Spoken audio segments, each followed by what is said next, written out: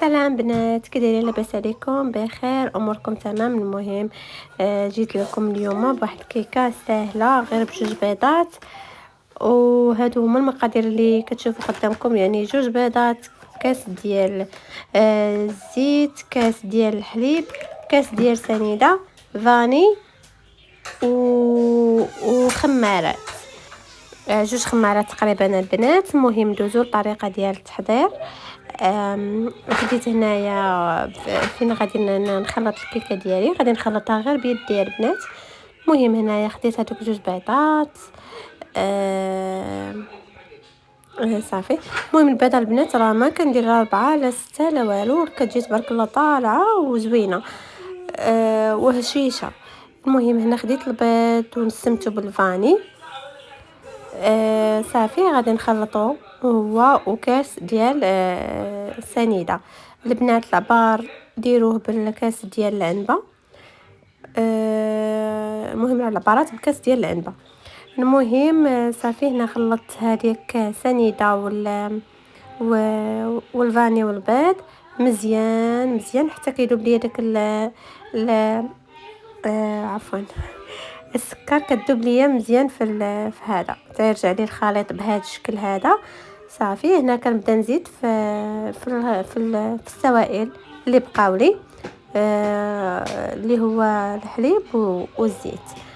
المهم هنا خديت الكاس ديال الحليب، حتى هو البنات بعبار ديال الكاس ديال العنبه. وصافي والزيت البنات غادي نبقى نزيدو بالتدريج. انا كنكب بحال هكا وكنخلط حتى كنكمل الكاس كامل. وصافي البنات هادو هما المقادير اللي كاينه في السوائل.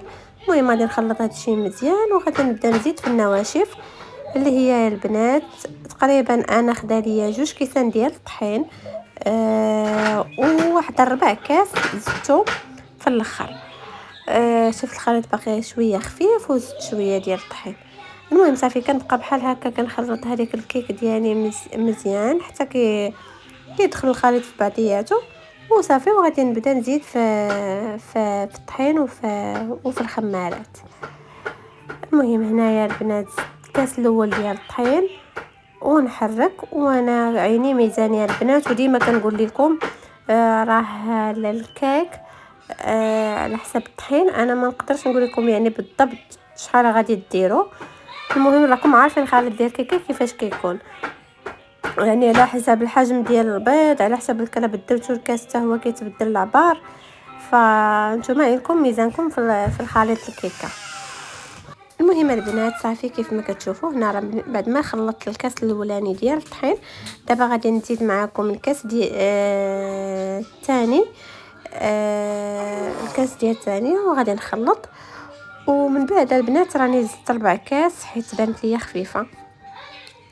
وهاد الكيكه كتجي ما شاء الله هشيشه، ولا خليتها خفيفه بزاف، يعني الخليط خليته خفيف اكثر من القياس ما غاديش يعني غادي تولي كامله كتفرتت. ف ضروري نوزنها. صافي هنا البنات انا ما نديرش الخمارات يعني العاديين، عندي هذه كناخذ ديال البواطه. فانا هنا درت معالق كبار، درت تقريبا المعلقه الاولى كبير عامره، والمعلقه الثانيه ما عمرتهاش بزاف، تقريبا تكون 14 غرام ديال الخمارات ديال الحلوى. نتوما غديروا زوج ساشيات. صافي البنات كنخلط الخليط ديالي مزيان. كناخذ المول اللي غادي ندخل الفران كندهنو بالزيت اولا الزبده نتوما اختياري، وكنرشو بالطحين رشه خفيفه، وكندير نص ديال الخليط. النص الثاني البنات كنزيد عليه الكاكاو، نتوما اختياري، ما بغيتوش ديروها هاد المرحله بلاش خليوها بيضه. بغيتو بحال هكا تجيكم بحال هكا نص هكا ونص هكا ديروها، بغيتو ترجعوها كامله هكا شكلاط يعني خليوها هكا كلها لونها قهوي. صافي هنا البنات خليت الشكلاط غالب على اللون الابيض، فجاتني بهذه الطريقه. دابا صافي البنات غادي ندخلها الفران درجه حراره 180 درجه من التحت، ومنين تقرب طيب نشعل عليها من الفوق. المهم البنات هنا ها هي الكيكه ما شاء الله راه غير بجوج بيضات وكتخرج بحال هكا منفوخه ومشققه وكل شيء. وانا البنات قبل منين نخرج الكيكه من الفران ضروري ما كنغطيها ونخليها تبرد باش ما تخسرش ليا وباش تبقى طريه. وصافي هنا البنات هي وجدات معايا الكيكه. انا هذا اللي مخوي عليها راه نسلي، هكا رشيتها بنسلي ورشيتها بالكوك وراه كتجي واعره البنات وهشيشه. وعلى ضمانتي هاد الكيكه غير جربوها. ما فيهاش بزاف د المقادير وبزاف د الصداع، وفي نفس الوقت راها لذيذه وهشيشه ما غتشبعوش منها. تقدروا تاكلوها ديك الساعه يعني في وقت ما كتخرج من الفران وكتذوقوها تاكلوها.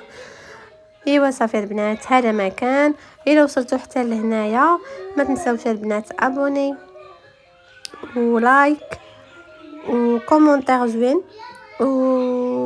وهذه هي الكيكه انا قطعتها معكم باش تشوفوها كيفاش كتجي من الداخل. واخا هنا راه كانت باقا سخونه بزاف وماشي مشكل، قلت نخرجها باش نصورها. ها نتوما شوفوا كيفاش كتجي من الداخل وراه هشيشه. شوفوا البنات بحال البونج ما شاء الله. ايوا البنات مع السلامه، هذه نهايه الفيديو.